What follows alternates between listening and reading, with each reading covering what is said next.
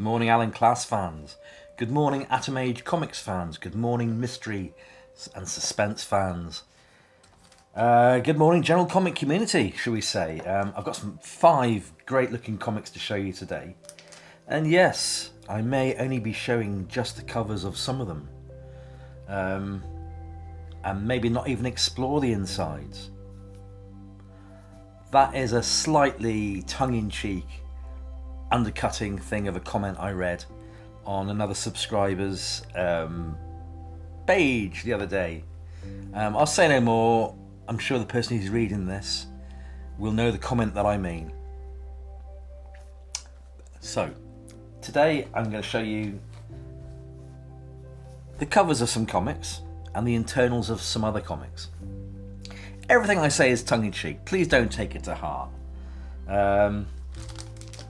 But sometimes things kind of like stick in me in it, and I kind of want to go, "You what?" So, here we go. I'm going to show you Secrets of the Unknown number 192, which is a fantastic Jack Kirby monster cover.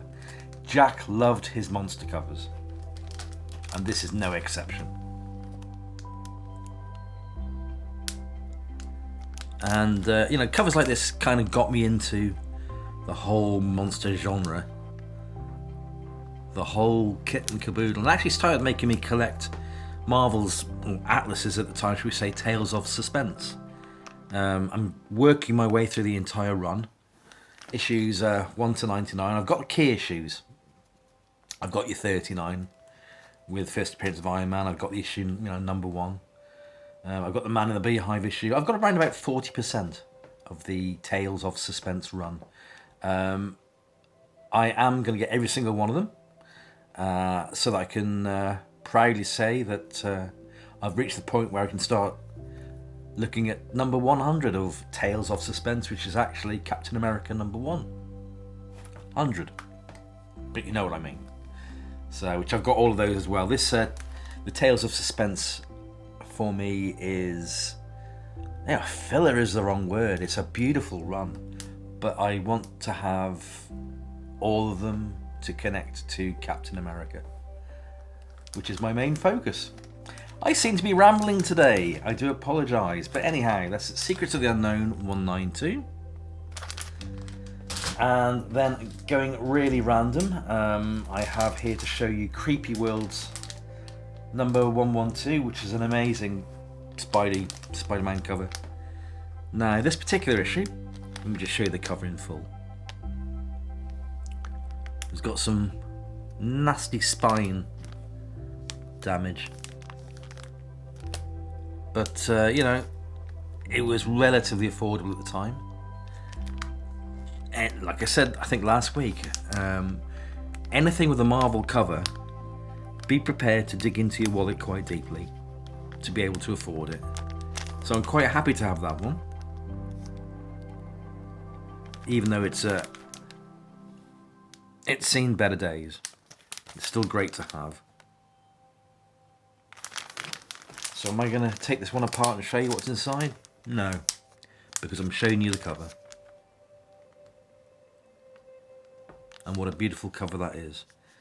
Damage notwithstanding. Or should I just say the ravages of time notwithstanding.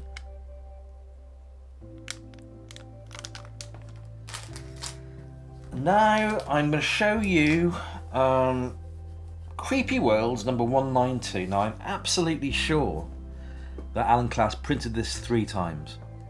I'm quite sure that he may have printed it 4 times. Such was the economics of scale in the Alan Class publishing empire, where they like to reuse a hell of a lot of covers because they already had the metal parts all prepared and ready to go. So this is a favourite cover of mine, quite late in the Alan Class run, but it's actually the cover to Tales of Suspense number 1, which is that one.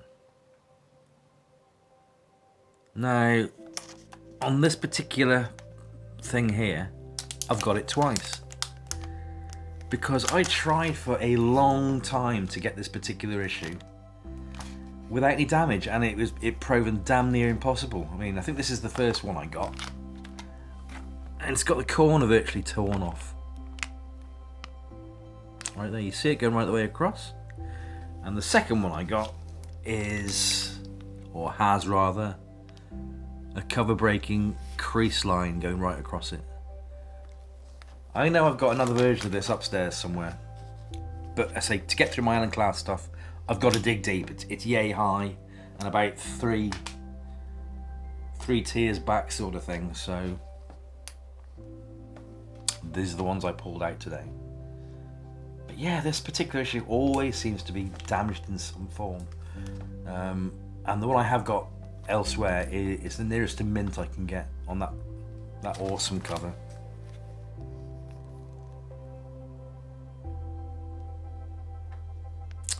Right, now in the course of collecting the Allen Class stuff, you do tend to get presented with things which show the internal workings of Allen Class. And when I see them and when I can afford them, I basically jump on them. You know, printers, letters to the printer from Allen Class, production pages. So I'm about to show you Astounding Stories number 150. Which is a cracking cover. But this particular one has two things. First of all, it's a file copy. It belonged in Allen Class's collection. And it was rooted out in 2005, I think. But the lovely thing with this particular issue is that it came with a letter from Allen Class to the printers with 11 different things for the printer people to note. And I've checked and they've virtually done everything right so far. So basically, Astounding Stories. Let me show you this first of all. Big long letter. A big one sheet. Quite yellowed. Was it 1981? Yeah. Basically, Astounding Stories, issue 4, 1st of June 1981. And it says, make the new issue 150. In place of the old issue number 86 now showing. So they've used the cover, need to change the cover number.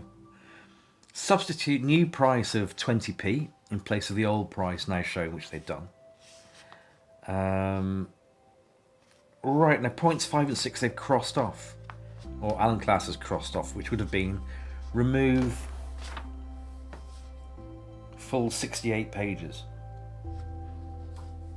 Now this is what I had explained to me actually, whereas even though it was crossed off as not to be noted, the printers went ahead and did it anyway. So yeah, so at one point Allen Class wanted the full 68 pages removed, then changed his mind, the lettering rather, and scribbled it out, and the printers ignored it and did it anyway. Same thing with the next point. Allen Class stipulated and then changed his mind, and the printers went ahead and did it anyway. Remove all brand new, or just the one word new, from along the top of front cover, leaving just, and then Allen didn't bother writing what it should have been at the top, and he just scribbled it out. Shows right there actually. But the printers went ahead and did it anyway. Point number 7, substitute the words class series in place of the words approved comic in circle at top right of front cover, which they did. So let me just grab this anyway. So no longer does this say approved comic, it now says class series right there.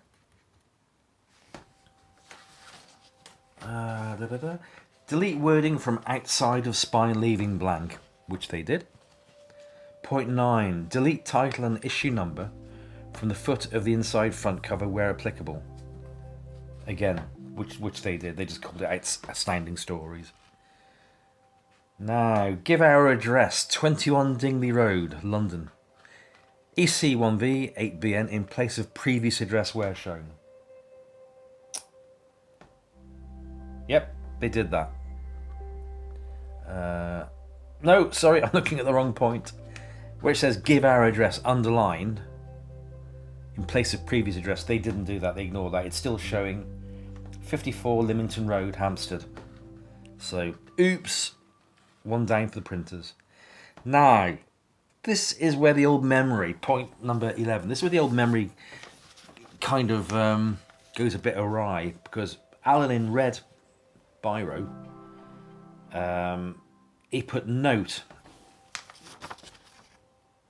Okay, now I'm going to read that out to you. As requested, flongs have been left uncut, so are not in page order. Please double check the correct order for flongs. Thank you. Now, as far as I'm aware, that is basically the page numbering. And from what I understand that I've been told quite a little while ago, the printers ignored this, so the pages are out of order, and from what I can, and some things are double printed. So yes, let's just see if I can show you without putting too much time in.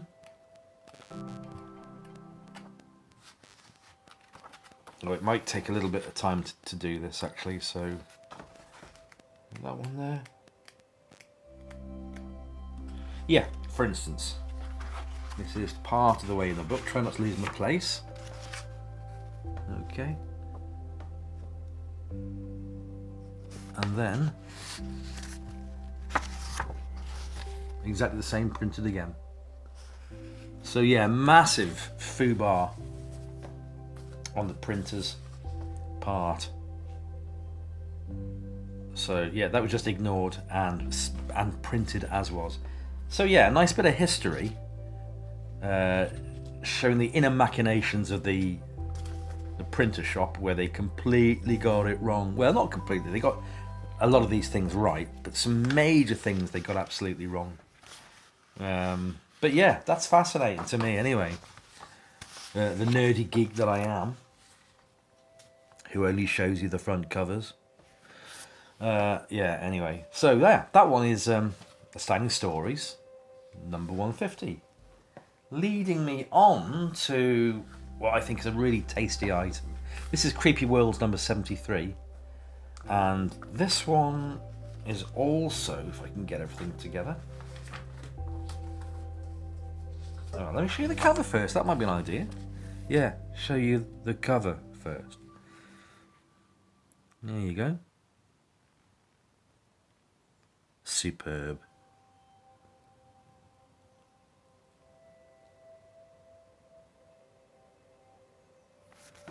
Great. That one is also, as I was mentioning, an Allen Class file copy.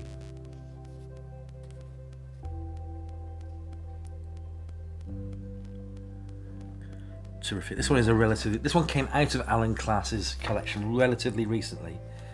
29th of January 2020. That got pulled out. So, this particular issue has 9 interior proof pages of a Doctor Strange story. Lovely condition. Lots of what should we say? Yeah, Allen Class notations is the word I'm looking for on the back. But the lovely thing that gets me is the August 64 handwritten date there. And I would have been 7 months old when that was written. Let me just give you a little bit of a... It's only got like one staple just hanging in there since 1964.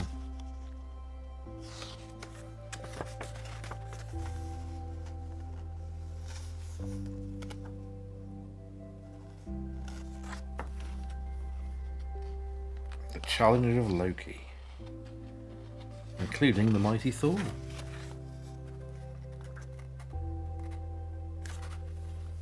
Lovely Ditko artwork there.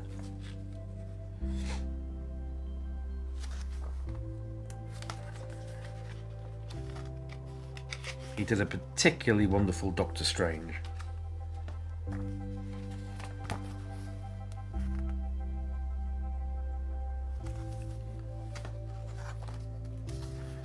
Remember, guys, on some things, when I pull things up, I seriously am only half joking. I haven't got a vindictive bone in my body. So yeah, inside I'm laughing. Outside I might show mocker, not anger, but mock disdain, shall we say. Some things I think life is funny, you know. So I tend to bring things up and point them out and let the jury decide. Superb.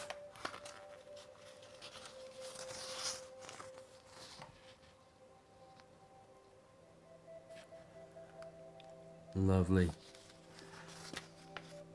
And as we get deeper into the Allen Class archives, I've got some actual. I won't tell you. I won't tell you right now. I'll tell you when I show you them. But I will say that I've got some lovely pieces of the printing process to show you. So zipping through this little lot. It's a complete story for a Doctor Strange story. Complete production artwork. Beautiful! So, hope you enjoyed my little ramble through today's episode. A little bit more of a gentler pace than it was last week, when I had a lot of things to sort out. So, what have I got to do today? I do believe me and my lovely wife, we are going to take a walk to the pub, which is our local pub. It's a lovely 2-mile walk. It's really nice walking through a bit of countryside. So I'm pretty sure we're going to be doing that later and having a bit of lunch there. Maybe a pint, maybe 2 pints. We shall see. So yeah, if you've been following on from the last couple of weeks, you'll know that we lost our big dog Kim. Kimmy is now back with us in a beautiful, very heavy brass urn. It's about so big, but man, is it weighty. And it's solid. It's a beautiful piece of art, actually. And on the top, it's got a couple of embossed paw prints, which is brilliant. So, yeah, it's nice to have Kim back with us in some fashion forever. And to be fair, not looking forward to, but we're all gonna pass eventually, aren't we? At some point or other. We've made it a pact, me and my wife together, that our pooches are going to be buried with us. They won't be scattered. They're coming with us. So, on that lovely note, thank you for watching this. I do appreciate every single view. I appreciate every single comment. And this crazy Englishman appreciates your company week after week. Thanks so much for watching from the bottom, or is it the top of my heart? Oh, that's somewhere there. Is it right hand side? It's in there. Thank you so very much for watching the ramblings of this fella who likes comics. I shall catch you all next week. Bye for now.